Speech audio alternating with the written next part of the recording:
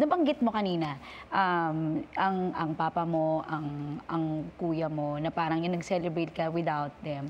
Alam ko this past years, sobrang naging challenging sa'yo. Kamusta yung life na wala sila? Mahirap po, kasi very close yung family ko and yun, kasama ko sila sa bahay, sa everyday. And very close din ako sa lolo ko, sa papa ko, and kay kuya. Parang every time nga na yun, may binibigay na bagong role kasi nag-Little Princess po ako, tas ngayon si Attorney Lilet na wala na sila. And nami-miss ko kasi ang dami kong kwento lagi, tas iniisip ko ano kayang feedback nila. Kasi ganun kami lagi, pag uwi ko, kinikwento ko. And lalo na ngayon may teaser na, and malapit na po umere. So iniisip ko ano kayang masasabi nila kung paano ko ginawa. And yun, hindi ko naman po talaga dinedeny yun na hindi na ako magiging okay like I was before. Pero syempre, kailangan natin ituloy yung buhay and yun din naman yung gusto nilang gawin ko. Sa tingin mo proud sila sa'yo ngayon? I pray na, I hope po talaga na proud sila. Kasi yun po yung last na sinabi ni Papa sa akin na ituloy ko lang yung laro ko. Kasi alam niya na kung gaano ako naging masaya dito po sa craft ko ngayon. And lalo na ngayon na abogado nga po yung role.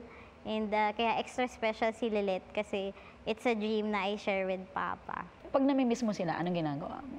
Kinakausap ko po sila. Nagpipray ako na tama ba yung ginawa ko or nagustuhan mo ba yung ginawa ko. Kinakausap ko po sila pa rin hanggang ngayon. Siguro ganun na yun for the rest of my life kasi since nasanay nga ako nakakwentuhan sila lagi. Hinahanap ko talaga. So pinagpipray ko po. And nai-expect ako minsan ng sagot sa panaginip ko. Nagpapakita ba sila? Yes, sa panaginip ko po. Sinasagot ka nga sa panaginip? Siyempre hindi specific na sagot. Matakot naman tayo pag gano'n. Pero nakikita ko sila sa panaginip ko sometimes. And they're happy? Opo.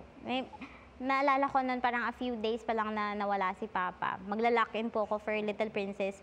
Yung dream very real. Kasi laging ginagawa ni Papa yun. Tinatouch niya yung cheeks ko, tapos sinabi niya na huwag na akong mag-alala sa kanilang tatlo. Kasi okay lang sila. Tapos yun, sabi ko siguro yun na yung nagpaalam na nga din po si Papa. At yun yung parang cue mo na parang to go on with life. Opo.